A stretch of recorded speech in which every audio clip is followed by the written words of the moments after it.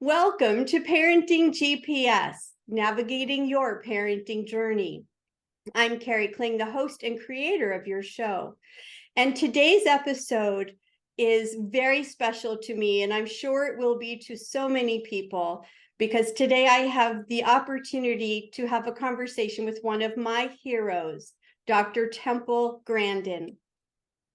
Dr. Temple Grandin is one of the most influential people in the world. For most of us, it's quite an accomplishment for one's work and achievements to be recognized and truly make life-changing differences to so many at a global level. But Dr. Grandin has attained this not just in one field, but in two. Her work in the area of animal sciences has revolutionized the cattle industry, understanding the behavior of cattle and developing projects to treat them more humanely. The second area that Dr. Grandin is known for is having become a prominent advocate for people with a label of autism by providing guidance, understanding, and insights of what it means to think differently based on her own life experiences. In fact, the episode of today's show is "The World Needs All Kinds of Minds." Dr. Grandin holds a doctorate in animal science and has received many other honorary degrees over the years. She is currently a professor of animal science at Colorado State University and is the author of 15 books on autism and also animal behaviors. Dr. Grandin is also the author or co-author of over 60 papers, peer-reviewed scientific papers and articles that have become the cornerstone for how livestock are handled and other subjects regarding animal behavior. In 2010, there was a movie titled Temple Grandin starring Claire Danes that was made about her life, and she was also named one of Time's 100 most influential people of the world in the Heroes category. This is only one of the most prestigious awards, many prestigious awards that she has been honored with. All of Dr. Grandin's life accomplishments and honors have one thing in common: making an enormous difference in the lives of improving the lives of people and animals everywhere. Dr. Grandin has been one of my heroes for a long time, as I said, and it is my overwhelming joy to have the opportunity to have her here today. Dr. Grandin, once again, thank you so much. It's great to be here. Thank you. And so there's so many different things that we could obviously talk about, but I want to begin by sharing with you that I graduated from Arizona State University. I know you spent some time there in 1981. And in 1981, I received a degree, a double degree in elementary ed and special ed. And autism was rarely talked about back then. But when it was, the statistics I remember were 1 in 250,000 children who had been identified. And we know today that that number is much more prevalent. Perhaps it's just a better diagnosis. But you were born at a time where really nothing was known, very little was known. Your mom couldn't just go to the internet, there was no internet, or find doctors to help. And so what I'd like to ask you today is, how do you see autism for children who are being labeled today, and what can people who don't have a label of autism do to better understand and provide support for them? Well, I had very severe speech delay. And in the 80s, to get an autism label, you had to have definite speech delay. Then you see over the years, they've changed it. And I think in the early 90s, the Asperger label came in. That's basically autism with no speech delay. Mm-hmm. And then in 2013, it was all merged together. Mm-hmm. So now you get all the people that are slightly nerdy finding out they're autistic. I have grandparents come up to me all the time, and they discover they're autistic when the kids are diagnosed. But these would have been autistic, socially awkward, with no speech delay. Interesting. You see, that's the thing. You see, the diagnosis has changed. It's a behavioral profile. It's not like having tuberculosis, where you either have tuberculosis or you don't. Right. That's a very, very clear diagnosis. And so autism is a true continuous trait. So when the slightly nerdy become autism, there's no black and white dividing line. And so you're going all the way from Einstein, did have delayed speech till age 3, to somebody may have uncontrollable epilepsy, be nonverbal, have other neurological problems, and be very severely impacted. And that's also called autism. Right. So what we know is that the spectrum, the range is so great. We have people who are nonverbal, who stay nonverbal, and maybe can't even take care of themselves and adjust themselves. And then we have all the way, as you said, to Einstein. Well, that's people your like problem. you. That's your problem. And some of the nonverbals can learn to type independently on a tablet. And it's important to use a tablet because they have attention shift issues. And on this desktop that I'm at now, I'll look way down here at the keyboard, and then the print appears way up there. They cannot make the attention shift. That's why you have to use an iPad, because the print appears right next to the keyboard. Or you have to use a device where the print appears right along the top of the keyboard. That's something that's so important that many people that don't have a label of autism may not ever think about. And so that's really a gift that you just gave so many people. Well, I just was talking to somebody today. They have a nonverbal, and they found out that he was doing all kinds of stuff online with computers and programming and all kinds of stuff. And they went and looked at his search history, and yeah, so we don't always really understand the capacity of someone who is nonverbal, unless we give them some of these opportunities to express themselves in different ways. What do you think that is most important for parents who do not have a label of autism to best understand about their child who may have a label of autism somewhere on the spectrum? all right, let's start with the real little kids. The 3-year-olds, the 2-year-olds, the very, very small kids. And if they're not talking, something's wrong. And usually they end up in an autism program because that's where they can get services. If you have a young child that's not talking, rule out deafness, make sure they're not deaf. Make sure they don't have a surgically correctable problem with their mouth or something like that. You need to get them into really good early intervention. And I was in early intervention by age 2. I looked very severe. And there were 3 things they wanted to get from me as a 3-year-old. More speech. Also, teaching me how to wait and take turns at little games. Like maybe take turns with somebody else, lining up some blocks. And then skills, while brushing your teeth, using utensils, dressing. And the child should make progress and like going to therapy. The child hates therapy. They're probably being forced into sensory overload. And then on the speech, my speech teacher would hold up a cup like this, and she'd say cup. Then she'd say cup, and then cup. Give the child time to respond. They're like a phone on 1 bar of service. It takes time for it to download a web page. They have slow processor speed.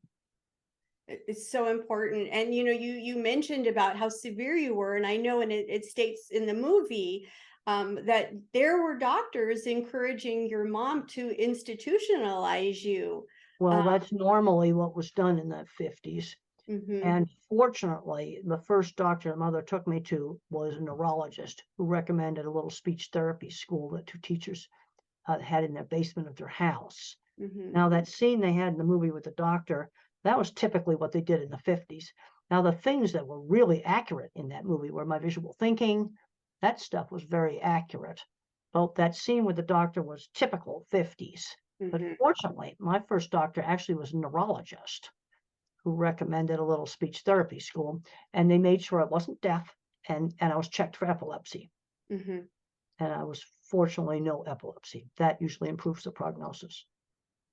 And so it's so interesting to me. And one of the things that I encourage parents that I work with when I was a teacher, a counselor, coaching parents today is no matter what you're being told about your child's prognosis, whether it's, autism, something other emotional, cognitive, don't ever give up. Keep up with that intervention And I know so many stories, as I'm sure you do, of children that were kind of written off when they were younger, who have gone on to achieve incredible things and have wonderful lives. Well, yes, and so my mother knew just how hard to push. My art ability showed up around 7. She encouraged that. She encouraged me to do lots of different kinds of art. At age 8, I still couldn't read. They were using the Dick and Jane books, which are very boring. Mm-hmm. And they were using whole word learning, which didn't work for me. Mother taught me to read The Wizard of Oz out loud. Everything was done out loud, sounding out my words. And I very quickly went from no reading to 6th grade level of reading. It wasn't that hard. She had a very good sense of just how much to kind of push me. But a big problem I'm seeing now is smart autistic teenagers that are fully verbal. They're doing well in school, but they're not learning any life skills. They're not learning working skills, which are very different than academic skills. I just heard an unfortunate story just the other day of a girl who graduated very high grades from college and can't hold a job. And she had never had any experience with working before graduating from college. And I recommend, when I was 11-year-olds need to be doing some jobs like maybe walking the next door neighbor's dog, somebody else's dog. But I had lots of work experience. I basically ran a horse barn when I was a teenager, cleaned 9 stalls every day. I had a little sign painting business. And I look back on this, and it taught me a lot of really important things. And I've heard you talk about so many parents in trying to do the right thing, overprotect their children.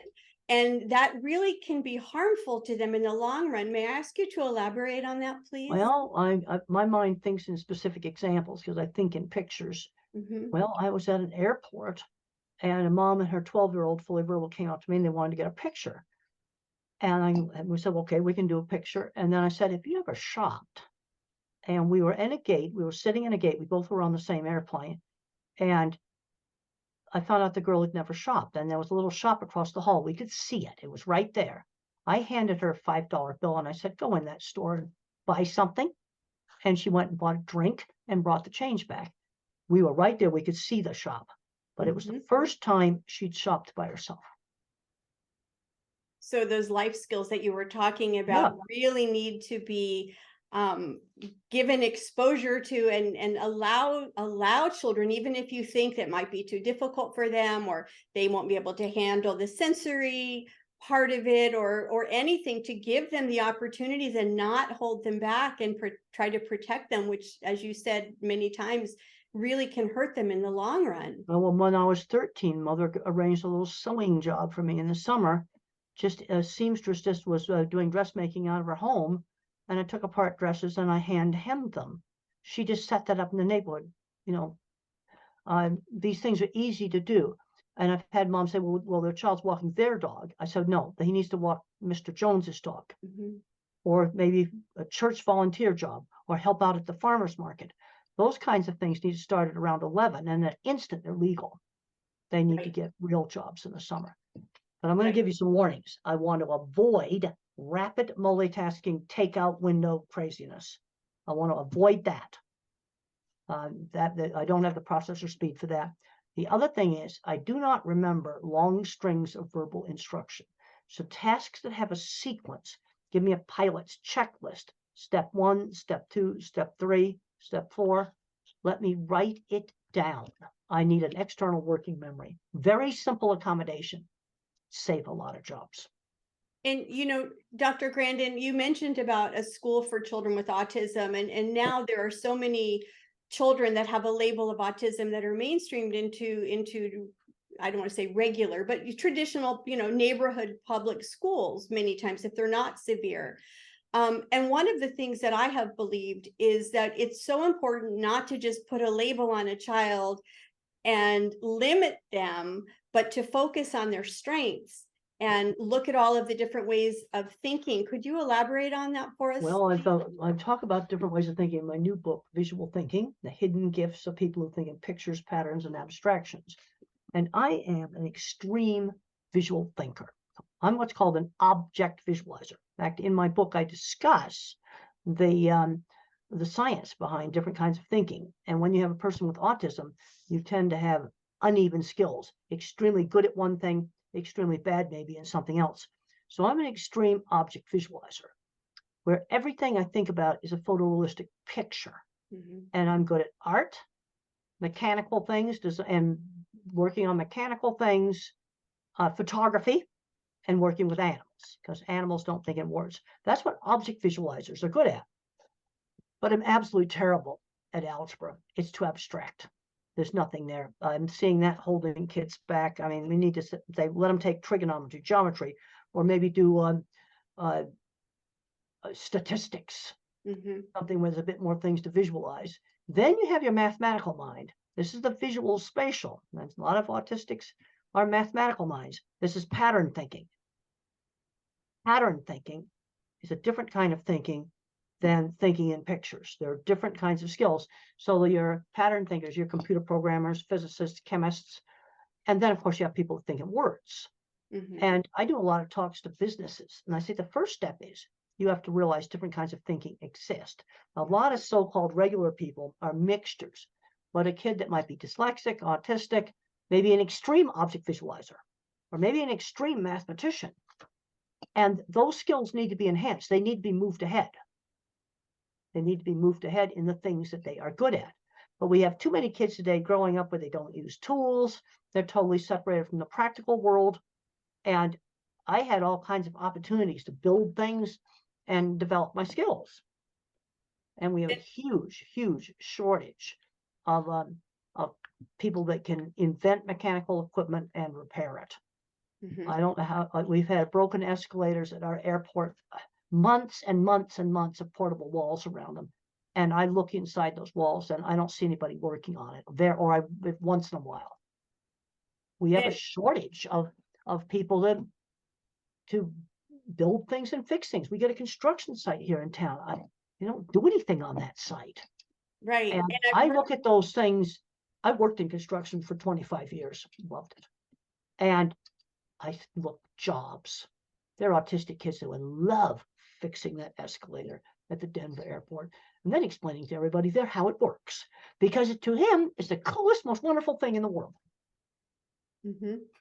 But again, it's the exposure, right? And I've heard you say, but they're not getting exposed. You know, if you never use a tool, how can you find out you might be good at these things? And then they'll say, well, they can't take shop because they're in special ed. Well, when I was out working in heavy construction and I was supervising installations of systems I designed, the people that built them, I worked with one guy who was definitely autistic. He owned a big shop, owned it. But he's retired now. And the problem is they're not getting replaced. He was very autistic. I had to help him with some very social situations at some plants and get him out of the plant's shop before he got fired. Well, he didn't get fired because I got him out of there. Oh my. And I've heard you but talk. he has, if you take his name, and I can't, because confidentially I can't give you his name, I typed his name into Google Patents. Oh, they just popped up. I looked at those patents and I go, yeah, that's still being used in the industry. That's still being used in the industry. Incredible.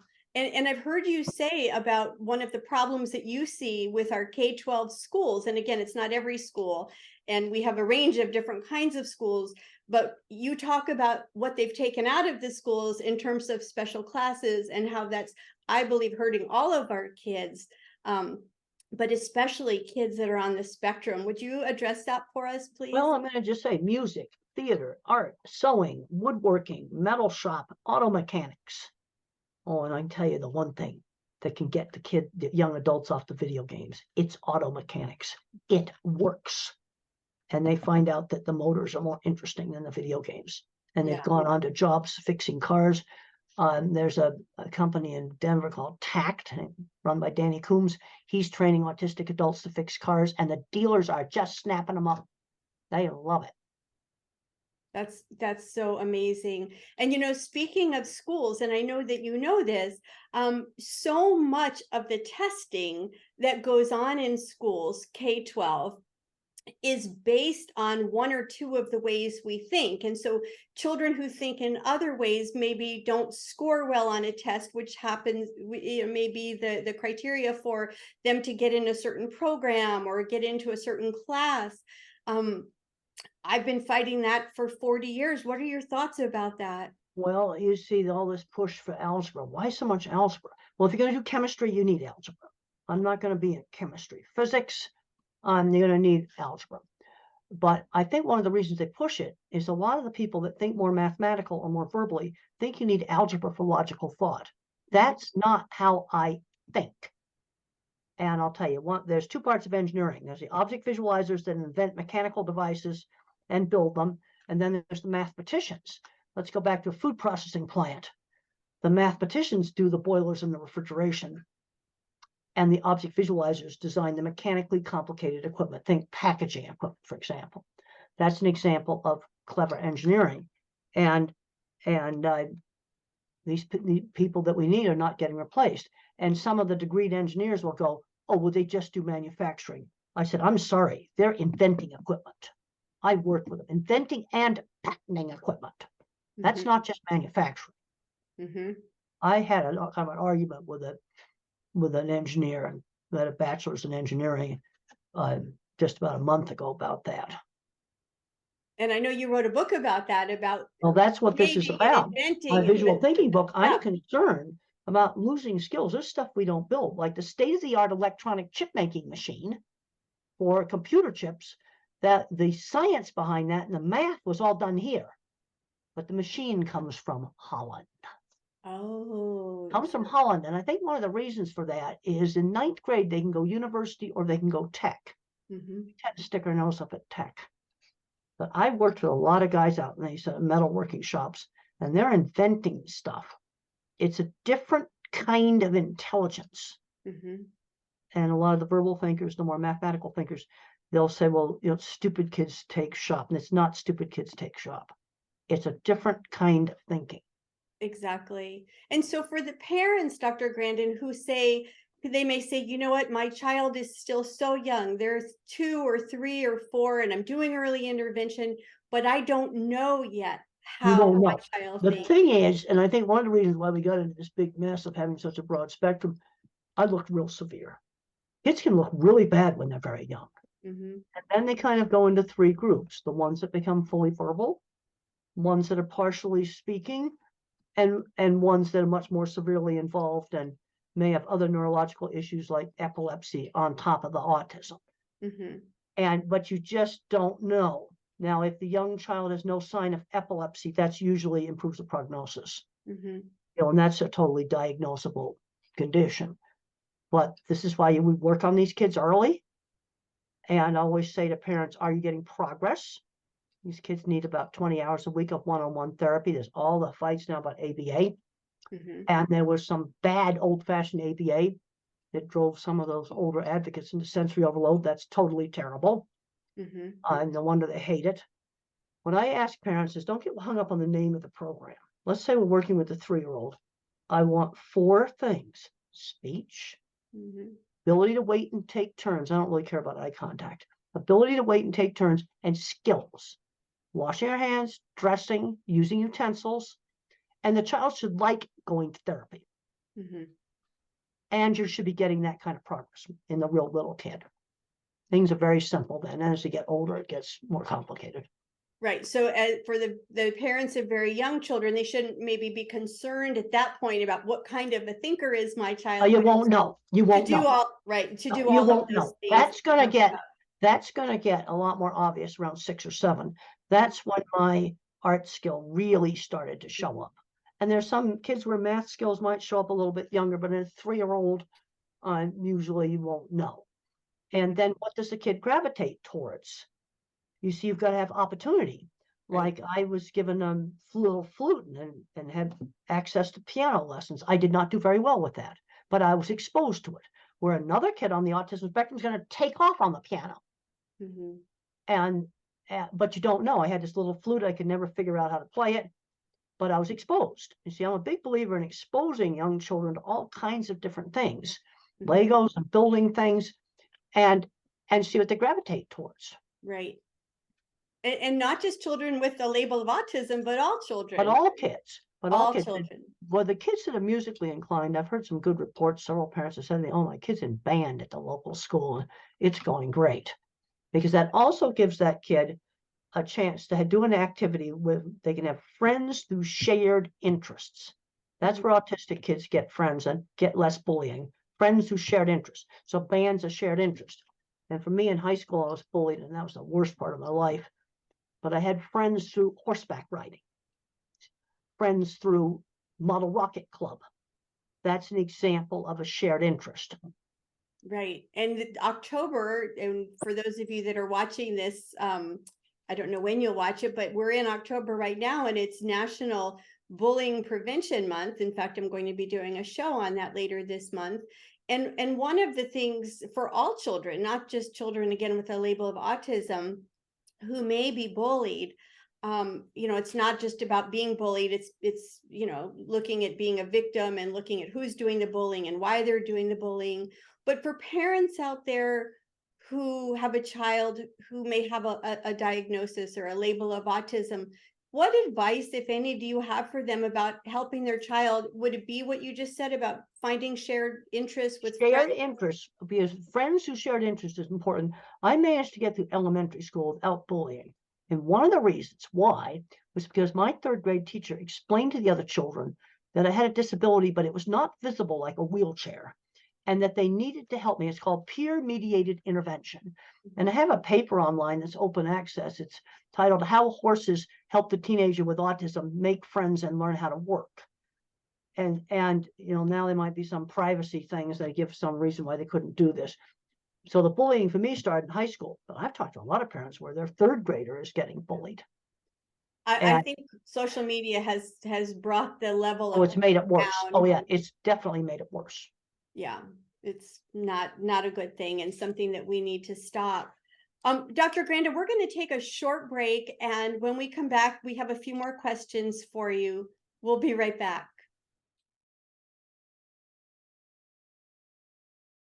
Dr. Grandin, one of the things that I've heard you speak about on your TED Talks and your videos and in your books, in the movie, is something that is most people, I think, with a label of autism deal with, and you don't need a label of autism to have this sensitivity, but it's the idea of sensory overload and sensory stimulation. Could I ask you to share your thoughts about that with us right now? Yes, I can remember problems with that. School bell hurting my ears, like a dentist drill hitting a nerve. And sensory issues can be very variable, where one kid may have sound sensitivity, another kid may have all kinds of visual sensitivity. Well, let's talk about sound sensitivity. Mhm. There's been some success with desensitizing that by letting a child control the noise. Mhm. Hair dryers and vacuum cleaners are often noisy things that the child hates. And I've talked to several families where they gave the child a vacuum cleaner and let the child turn it on and off, where they controlled it. And the vacuum cleaner went from scary to their favorite thing to play with. Also, a battery operated leaf blower had a similar experience. Now, it's important that that device have a switch that's easy for the child to operate, Mhm. because this gives the element of control. And one family let their kid, the fire department let them ring the siren. That helped them get over it. Another time it was down at the principal's office when school was out, and ring the bell 25 times. You see, this control thing really helps. Also, there's been some really bad things where kids wear headphones all the time to block sound, and it makes the sensory sensitivity worse. Mhm. Now, what you want to do is you can have them with you. That has control. That gives you control. And then you can put them on in some very bad places, like maybe these bathrooms where all these hand dryers and flushers are going off at random. You put it on for that horrible bathroom and then take it off, or maybe in a subway station, something really loud. But you can always have it with you and have control. And then eventually, one boy I talked to, he says, eventually I just got rid of the headphones. Yeah. But you It's see, the control is really important. But you wear them all the time, it makes it worse. yeah. You And don't want to do that. I've heard you talk about even with a balloon, just start very, very small and allow That's right. the child to pop it. That's right. That Yeah. balloon popping was one of my things. And that's what should have been done. Blow it up this big. I take a pin and pop it. And then blow it up a little bigger. I take a pin and pop it. That's the control, because the sound sensitivity is sudden noise. It's an excessive startle response. And actually sets off a fear response. Mm. And then even with my squeezing machine that I developed, when I mechanized it, I controlled it. And then that enabled me to tolerate people hugging me, because I controlled it. See, the control is really important.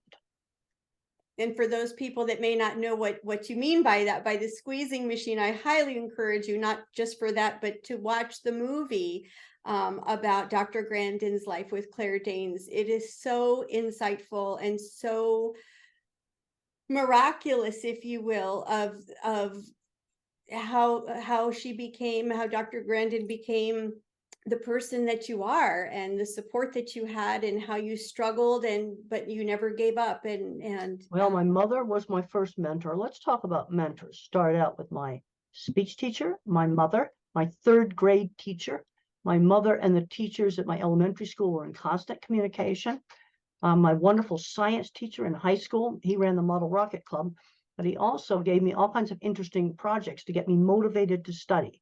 He was another very important mentor. You know, there were some people that really helped me. I've got to give full credit to very good teachers. And so parents, to look for those people. Maybe they're not teachers, maybe it's someone in your community, maybe Yeah, it's someone in some kind of a club, a boys and girls club, or somebody that's right. that That's wants right. to be there to support your child in never giving up and having those opportunities. That's absolutely right. You know, that's also, there was a building contractor named Jim Uhl who helped me get my business started. Former Marine Corps captain, for no nonsense. He'd seen my drawings. He seeked me out. He was another very important mentor. One of the things you talk about mentors, and again, going back to the different ways of learning, so many schools in our country, I can't speak for globally because I don't know, but so many schools, their funding, a portion of their funding, a lot of their funding comes from the breakdown of labels sometimes about how many kids are in special ed or how many kids No, I have this know. kind of label. I think a better metric in one of my slideshows, I said, where is a kid 10 years after high school? Where is that kid at? Maybe they graduated from college. I had graduated from undergraduate college, and I was building those big projects that were shown in the movie. And a lot of people thought I was stupid and I wasn't going to amount to anything. And one of the things that motivated me on those projects is I wanted to prove I wasn't stupid. That was a very, very big motivation. Before this segment ends, I want to talk about visual sensitivity, because I want to get through all the sensory things. Yes. I did not have visual sensitivity, but some autistic people do. And one of the big problems we've got now is flicker on LED lights. Now, the thing is, some LED lights flicker, some don't. Now, this problem with flicker maybe is a problem for maybe 10, 20% of the autistic population. It's a subgroup. And one of the ways you can find out if your school or home is the bad lights, you take out this thing right here and you film it in slow motion video, just regular slow motion, not ultra slow, just regular slow motion. You'll find the bad lights. And there's a lot of technical reasons why they flicker, but it's something that can be corrected. You don't have to buy the most expensive ones to get it corrected. Also, some flat screen TVs flicker and some don't. The one device that never flickers is phones, laptops, and iPads and tablets. Those don't flicker, but some flat screen TVs do. And this might explain why the autistic person goes in their room and uses the iPad instead of watching the movie on the big TV, because they can see the flicker. And in new construction, make sure you get LEDs that don't flicker. Now, let's say you're stuck in a school that's got them, no windows. If you got windows, get the kid's desk over by the window. But let's say you're stuck with them. Well, I'd get a lamp, then go in the lamp store and find an LED that does not flicker. Let the child pick it out, a good bright one, and put it in a lamp next to the desk to blot out the other lights. See, and this is something simple that can be done. I had a student that had the flicker problem. Now, this was before LEDs. It was fluorescent lights. And she just kind of spaced out when she was around this. She just couldn't function. But that's probably the number one thing that's wrong that might be wrong in a classroom in terms of the building. And it's not just children with an autism label. I can tell you that if I'm certain LED lights, I can walk into a certain store or a certain building and I'll have an instantaneous headache, and I don't get headache. Yeah, and that's so there's more than just autistic. Head injury people, right? Dyslexic, ADHD, right? But it's a subgroup within the population. It's not see, I don't have the problem. I don't see them flicker. Right. Now I can see them flicker on the video, but not so it's not all of autism. Now, sound sensitivity in different degrees, that's much more universal. They have issues with sound sensitivity. What are your thoughts about sensitivities? I know a lot of children have sensitivities with different textures on their clothes. They don't want to wear clothes, or even some foods. What are your thoughts about that? Well, on the clothing, let's give choices and also wash everything that goes against the skin. Just put it in the laundry before you even try to wear it. I do that. I have to do that with pants. I buy some pants that I really like from Walmart, but I have to wash them 3 times. Otherwise, they itch when I'm sitting on a plane, which is not something that I like. And then food sensitivities. Some of these kids have got such a restricted diet that I get worried they're going to get the old-fashioned nutritional deficiency diseases that you used to study in home ec. There was a case of scurvy, which is vitamin C deficiency, that occurred in an individual. That's really serious. One of the ways to help get over some of the food sensitivities is get them involved with food prep. In the kitchen, we can play with food. Get involved. In the dining room, we have to have manners. But in the kitchen, you can muck your hands around it.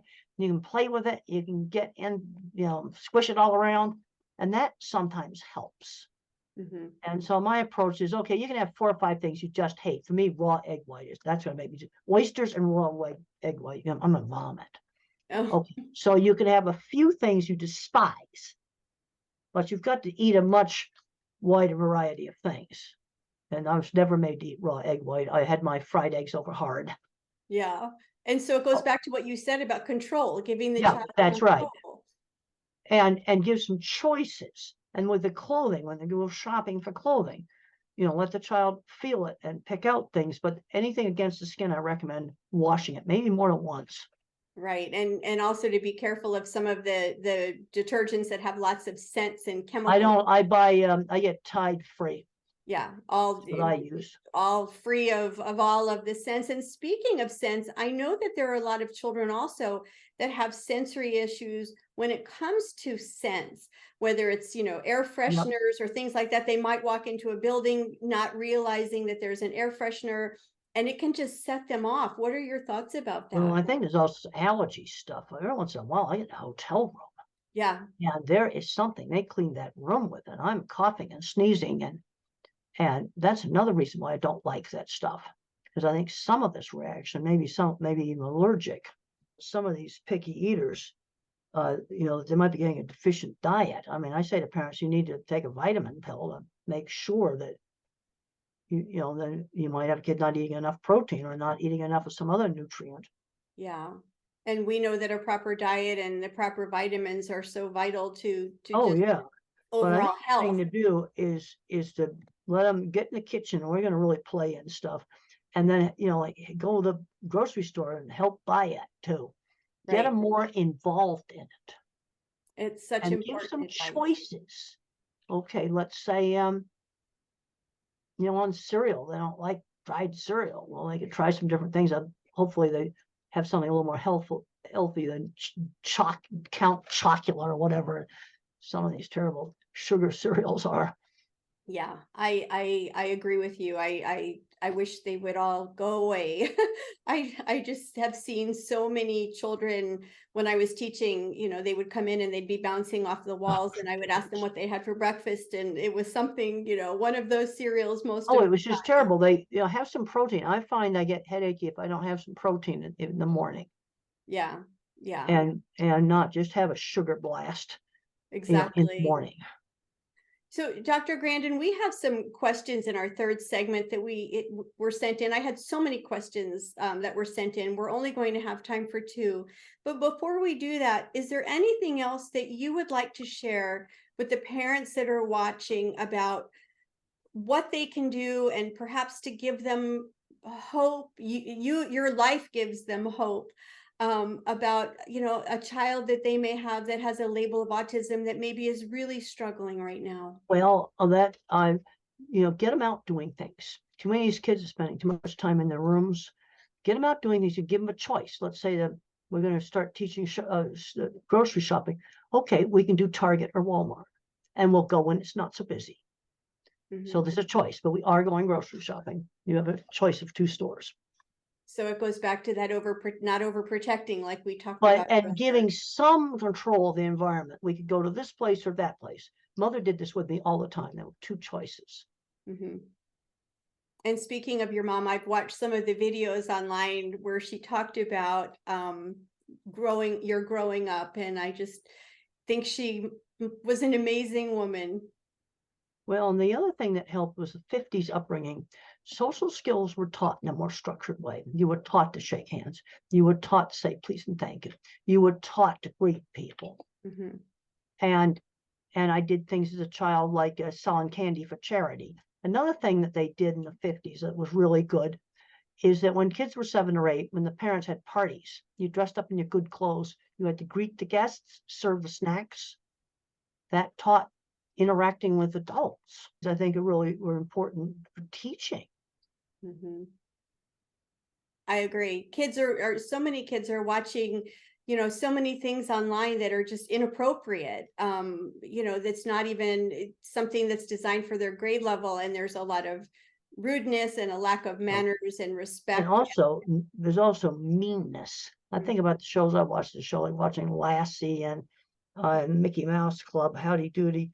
A lot of the shows, even like as a big classic Star Trek fan, there was better ethics, and you didn't have the meanness Mhm. that's in some of the stuff now. I would agree with you. And also there, so many families now are just on the go all of the time, and there's not as much downtime in so many families, which I think is a huge problem. Well, and they're not having family meals together. We had family meals. Another thing we did when I was a little older is we had some family card games Mm-hmm. where we played cards, Mm-hmm. and Yeah, it taught turn taking, and it was something we did together. right. And it builds that family bond and lots of That's memories. right. Yeah, so important. And so I know that the information that you have shared today is going to be so helpful to so many families. And we're going to take a break. And when we come back, I'm going to ask you those questions that were sent in. Okay. We'll be right back.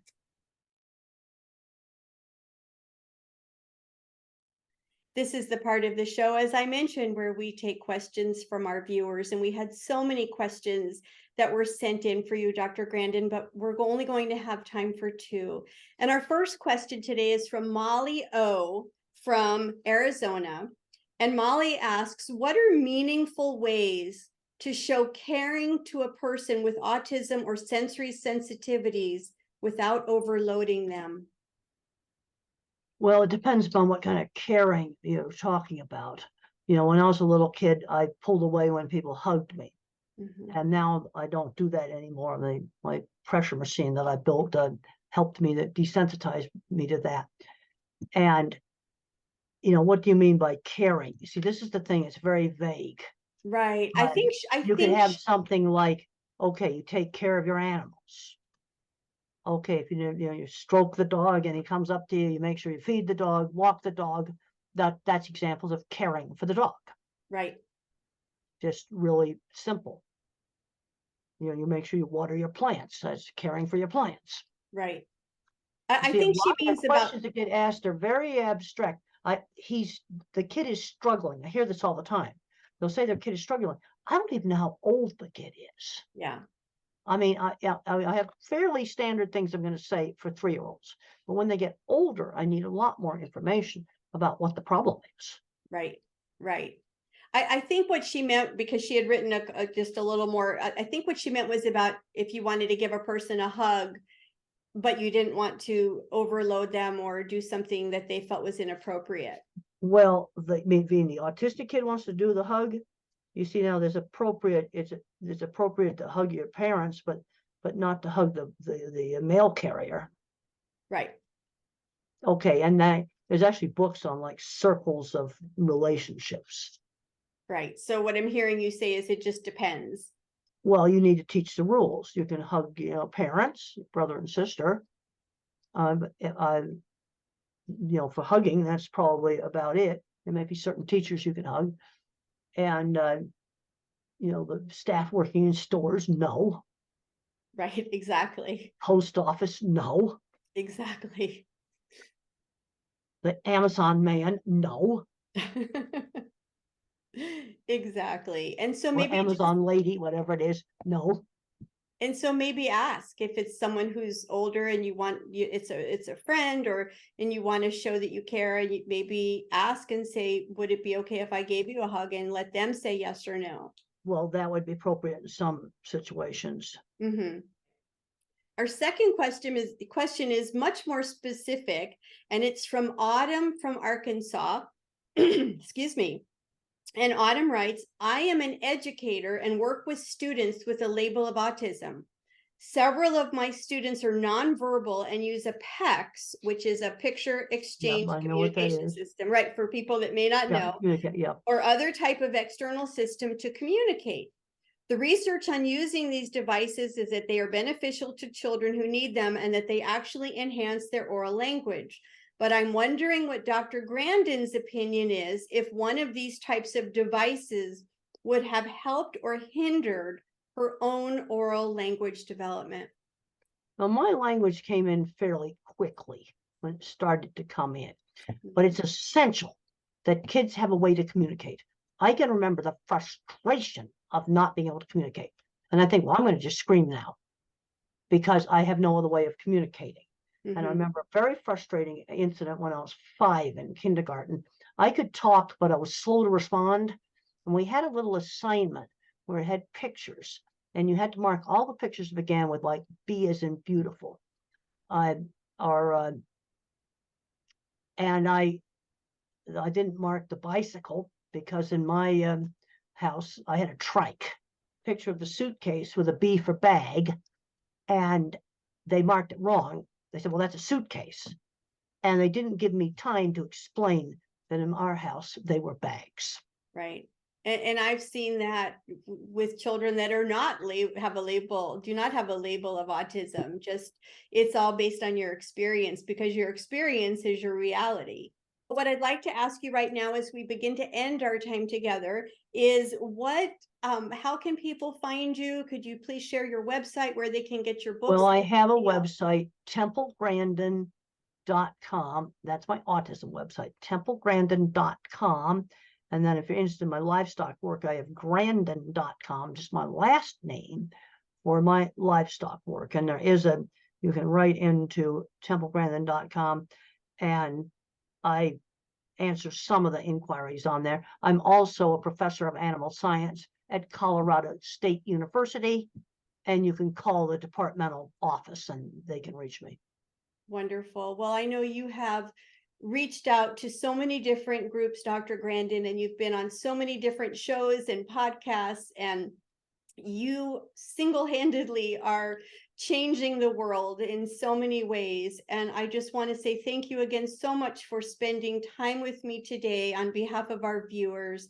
And I'd like to end with a quote of something that I heard you say on one of those podcasts. And what I heard you say, and it's so simple and it's so beautiful, and you said, it makes me happy to know that the things that I do make a difference. Well, it makes me happy. I had a lady come up to me at the airport one time. She says, "Oh, thank you so much for thinking in pictures. That's my autobiography. Now I understand my engineer husband." Yeah. Okay, or my kids got a house and a job. because we didn't let them just stay in this room. What you got to do with these kids, you have to stretch them. You don't throw them into something like multitasking chaos at a McDonald's takeout window. You don't do that, but you have to stretch them and give them choices. Stretch them just a little bit out of their comfort zone. And I see too many parents do too much for the kids, where they come up to me and they want a book autographed, and the mom does all the talking. No, and I say your son needs to come up and ask to have the book signed. There's too much where the parents talk for the child. I've been in meetings where the mom will say, "Well, my son has a question," and I say, "Give the microphone to your son. He needs to ask the question." And I've gotten to talk in front of a whole bunch of people. Brilliant. And that, and I said, "That's wonderful. You've now shown that you could do it. You just talked to a whole big hall full of people." So setting them up for success. But too often the parents do too much for the kid. And then I've also heard parents say that when they finally got their kid into a job that was the right job, I hear he bloomed or she bloomed. They blossomed. I hear those words, blossoming and blooming, as they get out and they do more things. And they love the sense of, doing a job that's, real work that's helpful. And I want to encourage every parent, everybody watching this, if you haven't read Dr. Grandin's books, if you haven't seen the movie about her life, she is such an inspiration. And here you are, you haven't given up. You're still out there spreading your message, and the world is a better place because. Well, I'm still out there. I was on a plane the other day, and an 80-year-old flight attendant put me to shame. I watched her shut an airplane door. She pulled that thing shut and had a big handle that shut down like that. Then I found out she was 80. Wow. And she said she just had to have a job but get out. Yep.